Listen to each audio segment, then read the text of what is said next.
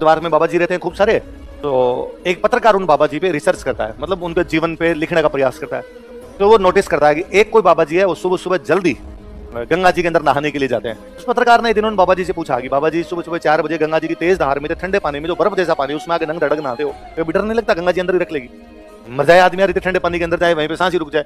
तो उस बाबा जी ने उस पत्रकार की तरफ देखा, देख के कहा, क्या मतलब कहानी सुनाऊं? पत्रकार ने कहा।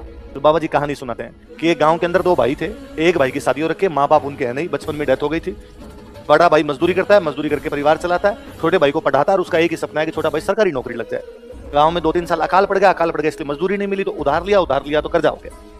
अब कर्जे वाले घर पे मांगने के लिए आ गए, बड़े भाई के पास चुकाने के लिए पैसे नहीं। उसने एक दिन अपनी वाइफ को कहा कि देख, घर पे बैठा रहा तब तो कर्जा चुकेगा नहीं, और मांगने वालों का तो कर्जा बढ़ता चला जाएगा, और डेली मांगने आते हैं, मेरे को शर्म आती है घर पे।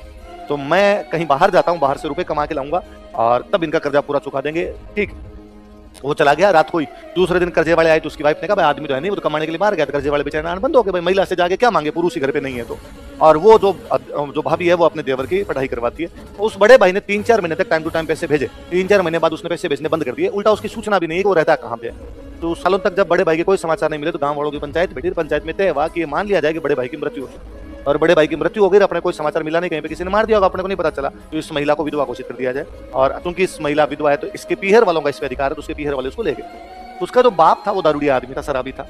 और उसने एक दिन सुना कि उसके पिताजी किसी सेठ से बात कर रहे हैं, उस सेठ से कह रहे हैं, भाई तू मेरे को रुपए दे दे शराब पीने के, और मैं मेरी बेटी तेरे को बेच दूंगा। तो वहां से रात को भाग जाती है, और वो भाग के बेचारी कहाँ जाए, तो वापस अपने पीहर उसके देवर के पास आती है, पीहर से।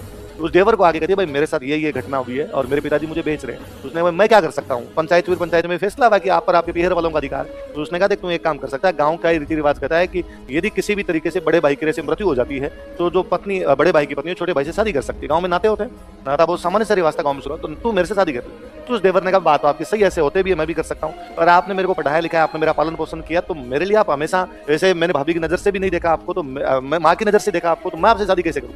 पर गांव वाले वापस सारे इकट्ठे हुए, गांव वालों ने कहा, भाई आपातकालीन परिस्थिति है, ये बेचारी और किसी को बेच दे, इसको लेके जाए, वो फिर आगे बेचे, क्या जिंदगी होगी, इससे अच्छा तू शादी कर ले। तो दोनों आपस में शादी कर लेते हैं, उनके बच्चे हो जाते हैं, आराम से उनका जीवन व्यतीत हो रहा होता है। बड़ा भाई एक दिन भयंकर पैसे लेके वापस लौटता है। गांव वाले वापस इकट्ठे होते हैं, गांव वाले उस बड़े भाई को कहते हैं, भाई तेरा कोई समाचार ही नहीं आया, इतने वर्षों तक कोई समाचार नहीं है, हम क्या करते? तो हमने इसके लिए ये जो व्यवस्था थी वो व्यवस्था की, हमने सामाजिक दृष्टि से जो कुछ हो सकता था। अब वो बड़ा भाई सोचता है, यार गलती तो मेरी है, मेरे को समाचार भेजना चाहिए था, मैं नहीं भेज पाया, और यदि मैं नहीं आता तो इनका जीवन ठीक चल रहा था यार, ये सरकारी नौकरी लगा हुआ था, इन्होंने शादी कर ली थी, मुझे मरा हुआ मान लिया था, इनके बच्चे थे, ठीक है, घर परिवार सब सही था, और मैंने आके इनकी जिंदगी में फालतू में भूचाल ला दिया, और वो भयंकर पैसे लेके आया था। तो वो पैसे सारे वहीं छोटा चुपचाप वापस निकल जाता है। बाबा जी पत्रकारों की कहानी सुना के चले जाते हैं। पत्रकार बैठा बैठा सोचता है कि बड़ा भाई बाबा जी तो नहीं,